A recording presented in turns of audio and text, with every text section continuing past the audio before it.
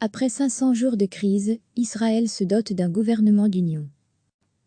Après 500 jours de rebondissements, 3 élections et des tractations, jusqu'à la dernière minute, le gouvernement d'union de Benjamin Netanyahou et de son ex-rival Benny Gantz doit prêter serment jeudi soir pour mettre un terme à la plus longue crise politique de l'histoire d'Israël. Certains n'y croyaient plus, et d'autres n'y croient pas encore tant cette saga politique tenait d'un feuilleton sans fin. Mais les parlementaires israéliens doivent jouer le dernier épisode de crise politique israélienne et entamer simultanément la nouvelle saison de gouvernement d'union. En coulisses, à quelques heures de l'investiture des futurs ministres, quelques intrigues courent toujours, notamment sur la participation de la formation de droite radicale Yamina à ce gouvernement, mené par le Likoud, droite, du Premier ministre Benjamin Netanyahou, et de la formation centriste bleu-blanc de Benny Gantz. Ces deux chefs de parti, engagés pendant plus d'un an dans un bras de fer pour la direction de l'État hébreu et chacun incapable de rallier une majorité après 3 élections, ont enterré la hache de guerre ces dernières semaines au profit d'un gouvernement d'union et d'urgence, qui devra remettre le pays sur le rail après la tempête Corona.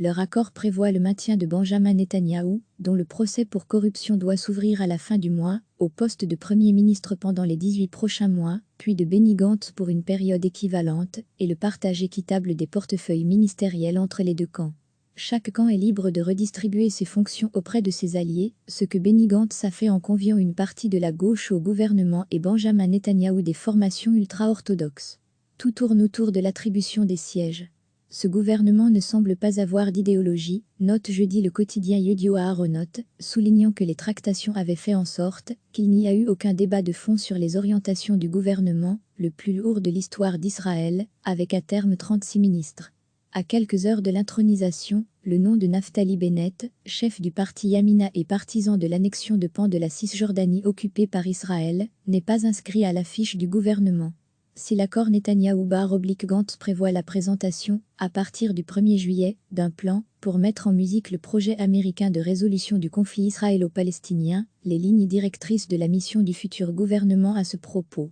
dévoilées la nuit dernière, semblent plus floues. Le plan du président américain Donald Trump prévoit l'annexion par Israël des plus de 130 colonies juives en Cisjordanie occupée et de la vallée du Jourdain, langue de terre s'étirant entre le lac de Tibériade et la mer Morte, et qui deviendrait la nouvelle frontière orientale d'Israël avec la Jordanie. Le projet a été rejeté en bloc par les Palestiniens, du Fatah laïque aux islamistes du Hamas, et différents acteurs internationaux ont mis en garde contre ce plan, qui pourrait pousser la région vers plus de conflits, a soutenu mercredi la diplomatie jordanienne. Le secrétaire d'État américain, Mike Pompeo, a effectué une visite éclair mercredi à Jérusalem pour discuter notamment de ce dossier avec Benjamin Netanyahou, Benny Gantz et le futur chef de la diplomatie israélienne Gabi Ashkenazi. Si peu d'éléments ont filtré de ces discussions, les lignes directrices du prochain gouvernement ne mentionnent pas explicitement l'annexion, mais font plutôt référence au besoin de renforcer la sécurité nationale et d'œuvrer à la paix. Surtout, le gouvernement dit vouloir se concentrer à renforcer l'économie et à accroître la concurrence dans un contexte de déconfinement.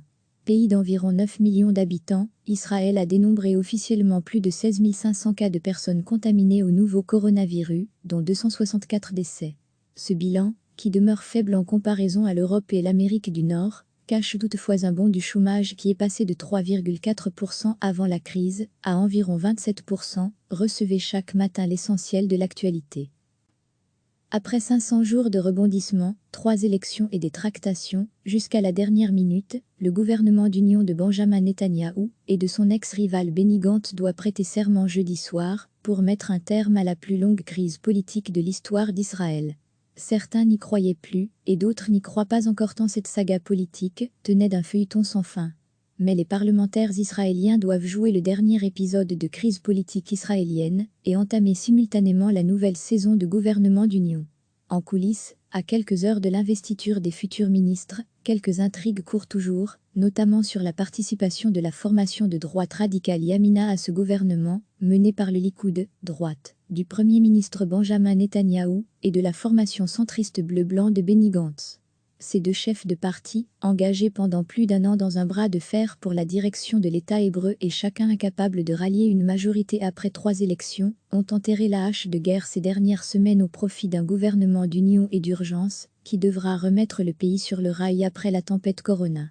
Leur accord prévoit le maintien de Benjamin Netanyahou, dont le procès pour corruption doit s'ouvrir à la fin du mois, au poste de Premier ministre pendant les 18 prochains mois, puis de Benny Gantz pour une période équivalente, et le partage équitable des portefeuilles ministériels entre les deux camps. Chaque camp est libre de redistribuer ses fonctions auprès de ses alliés, ce que Benny Gantz a fait en conviant une partie de la gauche au gouvernement et Benjamin Netanyahou des formations ultra-orthodoxes. Tout tourne autour de l'attribution des sièges. Ce gouvernement ne semble pas avoir d'idéologie, note jeudi le quotidien Yedioth Aharonot, soulignant que les tractations avaient fait en sorte qu'il n'y a eu aucun débat de fond sur les orientations du gouvernement, le plus lourd de l'histoire d'Israël, avec à terme 36 ministres. À quelques heures de l'intronisation, le nom de Naftali Bennett, chef du parti Yamina et partisan de l'annexion de pans de la Cisjordanie occupée par Israël, n'est pas inscrit à l'affiche du gouvernement. Si l'accord Netanyahou-Gantz prévoit la présentation, à partir du 1er juillet, d'un plan pour mettre en musique le projet américain de résolution du conflit israélo-palestinien, les lignes directrices de la mission du futur gouvernement à ce propos, dévoilées la nuit dernière, semblent plus floues.